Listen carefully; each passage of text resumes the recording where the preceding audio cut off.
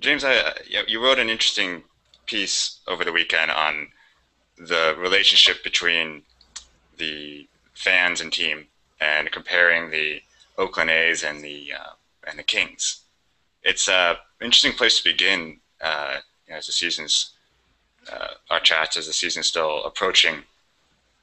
What I guess describe your connection to the A's and how that ride has been for you, and how you related it back to the Kings. Well, for me, the one thing that I mean, when you cover a team like we do at Cowbell Kingdom, you can't be a fan. You have to check everything at the door. So not only has this been, it's a tough journey to do what we do, to sort of put away any love of the game and just to cover it from a daily basis. So that's one thing. But the way that the Sacramento saga is played out, it's a whole other layer of we sympathize, we're there with the fans, we're part of groups like Here We Stay. I made Small Market Big Heart. These are things that sort of reach to a fan base. And the A's are a team that I've followed my entire life since I was a very, very young child. And my first game I went with my uncle in 1988. I mean, I've always been an A's fan. So to watch this ride, and this ride is so incredible for A's fans because it's a young team. No one expected anything out of this team, and they've just grabbed the bull by the horns and run with it. And not only that, but they just, even though they got knocked down many times during the season, they just keep coming back at you.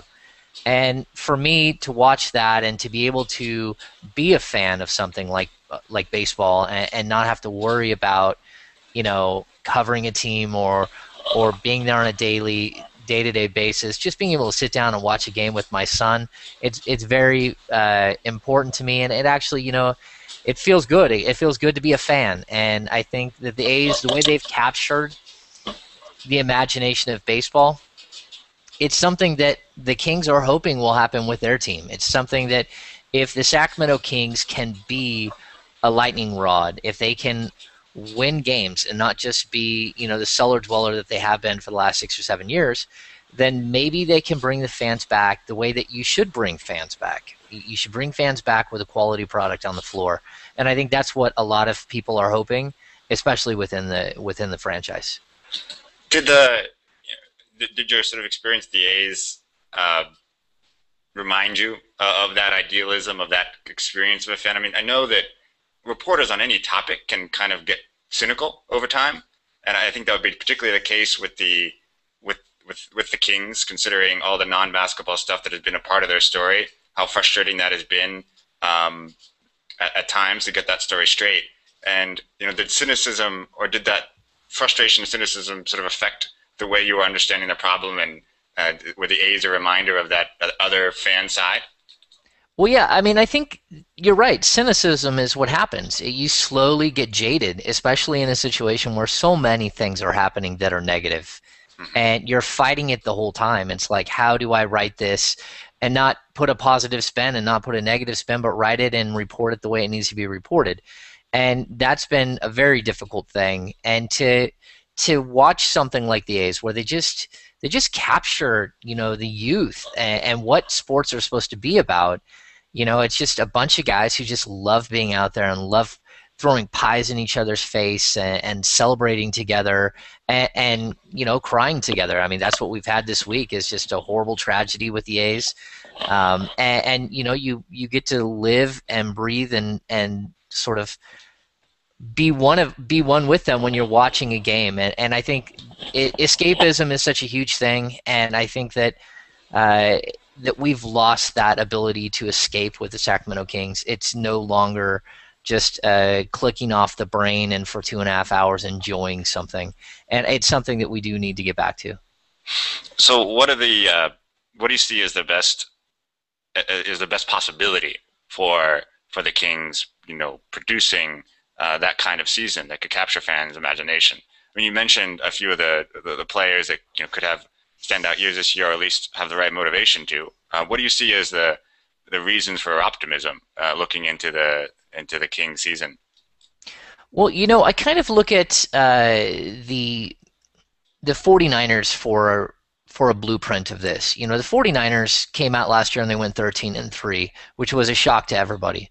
But realistically, the year before that and the year before that, the Niners were expected to do a whole lot more than what they actually did. The Kings have been expected to bump up to 30 plus wins, bump up to 35 or 37 wins the next year for a couple of years. I mean, they've got young talent, they've got high-end young talent. And so you've expected this sort of raising of the bar, and the bar hasn't been raised. And they've, drafted, basically they had 7th pick, the 5 pick, the 4 pick, all of these high top 10 picks, but you're expecting this sort of growth, which has never happened. In my, yeah, well, year to year, I think it's possible. What's that? Okay. I mean, is this a year where you think that breakout year could happen? Well, I think that's every year of it. Yeah, I mean, I think it's possible that we could see a jump from an abnormal jump in wins. In the NBA, an abnormal jump, 12 wins. That would be a huge jump in win totals. And I think this is a year that could happen, a year where the light bulb goes on for multiple young players, where maybe a couple of pieces that they brought in actually fit, where other pieces haven't fit. So I think this is a season where we could actually see a substantial jump. Now, I still don't think they're a playoff team. I think they can win 37, 38 games, but they can be knocking on the door of the playoffs. And they don't have to make the playoffs for this to be a super fun season. But if they are in the conversation for a playoff spot come, February or March, people are still going to be intrigued. They're going to want to come out to games. They're going to want to get behind this team and see where it can take them, and then see what next season will look like. And that's what we've kind of got away from, is like, what's next season going to look like? Well, you've been following the team closely in the offseason, and based on what you've seen, when the regular fan sort of tunes in again as the games start, which of the players, do you see any indications in the summer league or elsewhere that might be transformed, that could be a different player than what the fans saw last season? Well, I think first and foremost, DeMarcus Cousins has taken major strides in his first and second season. If his third season, he can just match what he's done in his first 2 seasons, he'll be one of the more dominant big men in the game.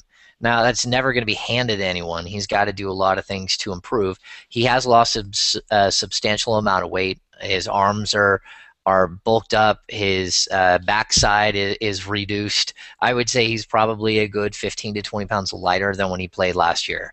The other guy, of course, everyone's always been waiting for, Tyreek Evans, to have that bust-out season. He's in great shape. He seems mentally to be in a better place. He's a guy that really shies away from cameras. Even when he does his post-game interview, a lot of times he will face the opposite direction and sort of talk to a wall while he puts on his earrings or, acts like he's doing other things. He doesn't like the camera in his face. But this is a new season. He actually has been a lot more engaging with the media, a lot more confident. He looks like he's ready to take a big step. Now, he's got a lot riding on this season, so I think more than anything else, I mean, he's a restricted free agent at the end of the year. He's basically, anywhere from a $9 million player to a max money player per season, and that's kind of what he's got to prove. Where is he? Is he a $12 million player? Is he a $15 million player? And so there's a lot riding on this season for Tyreek Evans. He's a big guy that I would expect to jump out. On Cousins, I remember, last time we chatted, you said that he could be rated higher than Dwight Howard. Is that a prediction, or you're still willing to stand by? Well, I mean, I think that as an all-around player, he can be a better player than Dwight Howard. Now, again, the one nice thing for Dwight Howard is this year he gets to play with Steve Nash. So, I mean, that's going to help anyone. If DeMarcus Cousins got to play with Steve Nash, he would probably put up astronomical numbers in the same way that like Amari Stoudemire did for years in Phoenix. So I think what we need to see is DeMarcus Cousins become an anchor for a team, something that a team can rely on game in and game out. The way that Dwight Howard can be relied on defensively for the Orlando Magic in the past and will be for the Lakers. Do I think he can be better? I do believe he can be a better all-around player than Dwight Howard. He's never going to dunk like Dwight Howard. He's never going to block shots like Dwight Howard, and he's not going to play defense like Dwight Howard. But that doesn't matter. I mean, if he can become a reliable player at all facets of the game, that's something that Dwight Howard cannot do. He's not a good free throw shooter. He's not a a really a good offensive player. And not only that, but he's not a good passer. And DeMarcus Cousins can do all of those things. And I see a spot where he can actually rise up to that level and be there for a long time. Where do you see Thomas Robinson fitting into the mix? Well, see, now this is interesting. Thomas Robinson is a guy that brings so much energy. Every single veteran, all they can talk about is, oh my gosh, this guy's a motor. They're used to seeing a motor like this in little guys. They're not used to seeing it in a 6'9", 245-pound frame. He's all over the court. He's going to take a little while to transition. Summer League, he had some major struggles. We watched, him dribbling too much, falling in love with the outside shot. And then when he did go into the post, he got blocked a lot. And I think that surprised a lot of people. He was frustrated. He didn't quite get it as a Summer League player. And the Summer League roster for the Kings was pretty weak. And so he was playing with guys that weren't going to be NBA players. And that's not easy to do. I think Jimmer Fredette saw the same exact issue. I like Robinson. I think this season, 18 to 20 minutes a game. He may, by the end of the season, start pushing for more. But he's going to bring so much energy. He's going to rebound, and he's going to have some really big highlight dunks, which people are going to love. Jimmer was another guy who made your list of people to look at in that article. What are you looking for from him? Well, I think Jimmer's in the worst spot he could possibly be in. The Kings brought in Aaron Brooks to go with Isaiah Thomas. It looks like they're going to transition Tyreke Evans back to the 2 guard, and they're going to bring Marcus Thornton off the bench. So between those 4 players, those are 4, including Thomas, they're 4 established players in the NBA. I mean, 3 of those guys have averaged over 18 points a game as a pro. Jimmer's going to have a tough time cracking that lineup, and I'm not sure that he's sure who he is as a player. I think he's still going to be a 3-point specialist until he can develop some other skills that will earn him minutes. But Aaron Brooks is on a 1-year contract with a second-year player option. It's very possible that he opts out after this season and Jimmer slides right into that role and just has that extra season to season and to get ready. So I guess, I want to like to keep these things short because I know that people have short patience on the web and a lot of things, and I know you have to get going. But anything? Well, I guess I'll ask this: what do you think is the well, you mentioned that. Okay, you mentioned that the Kings may make a playoff run, but you don't see them as a playoff team. What could happen? And this is completely speculative, but what the hell? What could happen that could make them a playoff team this year? If there's one thing that would make the difference and produce what would be an unexpected result, where would you look for that to come from? Well, I think what they're doing right now is they're team building every single day. I mean, if you look, we storified on Cowbell Kingdom their high ropes course training that they did on Friday in Colorado Springs. If this team can put the egos on the shelf and they can come in and try to make each other better, then they can rise much faster. This team, like I said, it's a team that has been disappointing. It's not a team that has been on the rise. It's a team that's been disappointing over the last couple of seasons. And if they can pull it all together and forget the individual statistics and the accolades and just play basketball together as a team, this team could rise really fast. I don't think any one player can make this team a playoff team or not a playoff team. I think that the collective whole has to rise together. And I think they have the potential to do that. They have Keith Smart, who is such a good guy, and he really wants that for his team. He's trying to build his team the right way. It's just whether or not the players are listening and whether they're willing to buy in wholeheartedly and take it upon themselves to be teammates this season. Well, we'll leave it with that. Is there anything else you want to add? No, that's fine. Okay. Well, thanks for joining us. We'll get this. We'll get some highlights up of this discussion up shortly, and we'll be seeing you next week. All right, sounds good, Jared. Thanks for having me in.